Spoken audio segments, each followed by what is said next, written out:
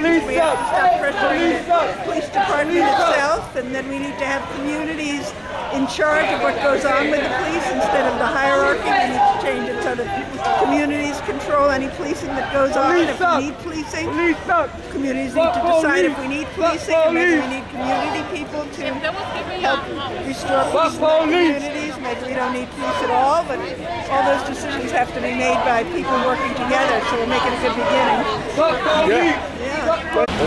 More than 700,000 people were stopped and frisked by the NYPD in 2011. That's up from more than 600,000 the year before. More than 90% of the people they stopped were doing nothing wrong when the police stepped to them and harassed and humiliated them. More than 85% of the people they stopped are either black or Latino. They have used stop and frisk to criminalize something that is not criminal in New York City, and that's having a small amount of marijuana in your pocket. The cops will step to young people, especially black and Latino young people, and say empty your pockets. If you got that legal amount of weed in your pocket, if you take it out, the cop can then bust you for displaying weed in public. You refuse to take it out and he can bust you for refusing his legal order. So it's wrong.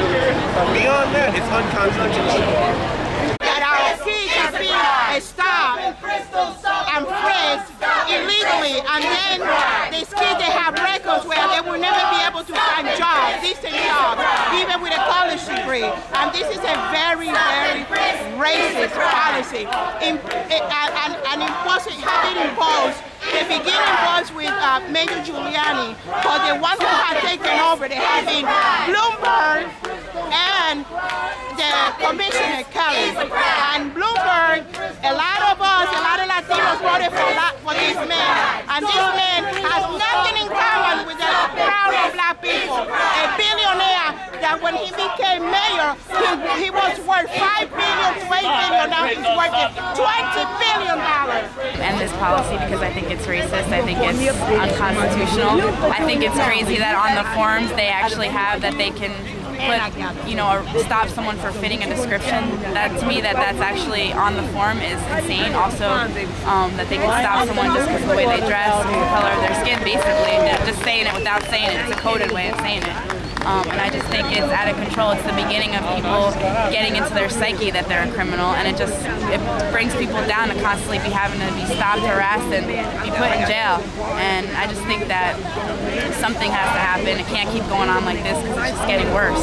And the fact that 600 to 700,000 people are stopped per year, 2,000 per day, that's just, I'm ashamed to say that I live in a place where that happens, especially a place like New York City that's supposed to be radical and on the cutting edge of the whole country. We're supposed to be the heartbeat of this country, and to be doing this in this city, in the heartbeat of this country, it's just, I can't. I don't feel proud to be here. I don't feel proud to be a New Yorker anymore until I do something about this.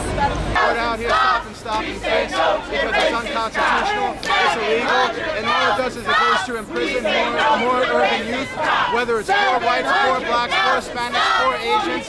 It's meant to fill up the prisons. It's all a business. It's got to stop. We can improve our economy different ways rather than through prisons. Stop and frisk is is something that's used by the police pretty much to criminalize black and Latino youth in New York City. And it's used in other forms across the country as well. And it's really racist, and it's a way to create that pipeline from high school to prison. And we need to stop that.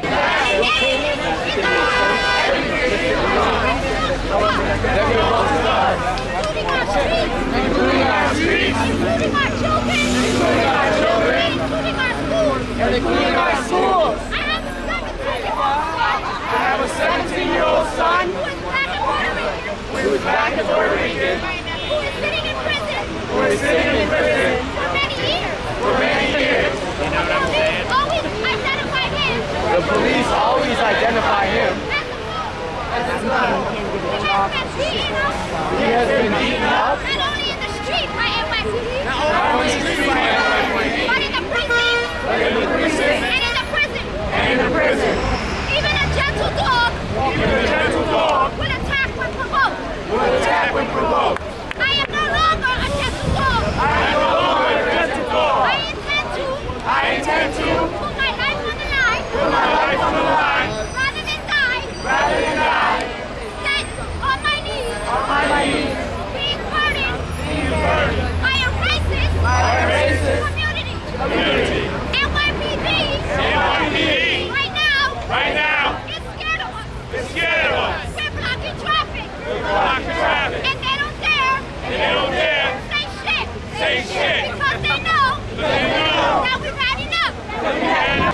Alexander Penley. I'm with Penley Global Law. I'm an attorney. I'm an international attorney. I'm actually licensed in 3 countries. And even around the world, we're supposed to have some semblance of, here, the Fourth Amendment, around the world, similar protections against stopping people for no reason. Now, when you have stop and frisk, where first of all, the vast majority of people are being stopped are black and Latino, but even if it wasn't just racist, it's also unconstitutional. The NYPD's policy of stop and frisk, which is racist, racially targeted policing, is aimed mainly at young people and mainly black and Latino young people, but also non-white immigrants and also trans women are often victimized by this policy. We feel like it's a failed policy. It never finds weapons. They never find guns. And we're here because we feel like stop and frisk is a lot of young people's first contact with the police. It's oftentimes their first contact with jail. And we feel like stop and frisk in general is a straight line into jail for kids who shouldn't be in jail. Young people who are just making the same mistakes a lot of young people make sometimes, and sometimes making no mistakes at all because they're arrested illegally for no reason, for disorderly conduct charges, for resisting arrest. You know, kids are arrested for resisting arrest when there is no other charge. How do you get arrested for resisting arrest if you're not already being arrested for something? And that's a common charge. So anyway, that's why we're out here today. Stop and frisk is just outright a racially motivated policy that the NYPD exercises that adversely affects youth, especially youth of color, especially young black and Latino men, immigrants, gender non-conforming individuals, visibly transgender or queer individuals, and it's motivated by nothing that's logical. Most of these stop and frisks don't result in anything that's legitimate, and it's profiling, plain and simple, and it just needs to stop. It's inappropriate. It's infringing on people's rights, and it needs to stop. So I hope all the folks here are on the same page that we're gonna actively work towards eradicating that. I hope Ray Kelly understands that. I hope Bloomberg understands that. I'm tired of seeing black and Latino, especially young people, warehoused in prison. 2.4 million people in prison all across this country. More than 3/4 of them either black or Latino. Not because of their criminal activity as the reason, but because they have been criminalized by the system. That needs to stop. And for that to stop, somebody had to act to stop it.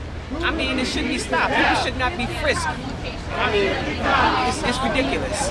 And it don't make sense. They used to kind of say, I mean, African Americans, I mean, it should be stopped. It doesn't make any sense. People shouldn't be targeted. But everybody don't look alike. And it don't make sense. So it really needs to be stopped. We had to be here around this because we know how the police treat our young people here.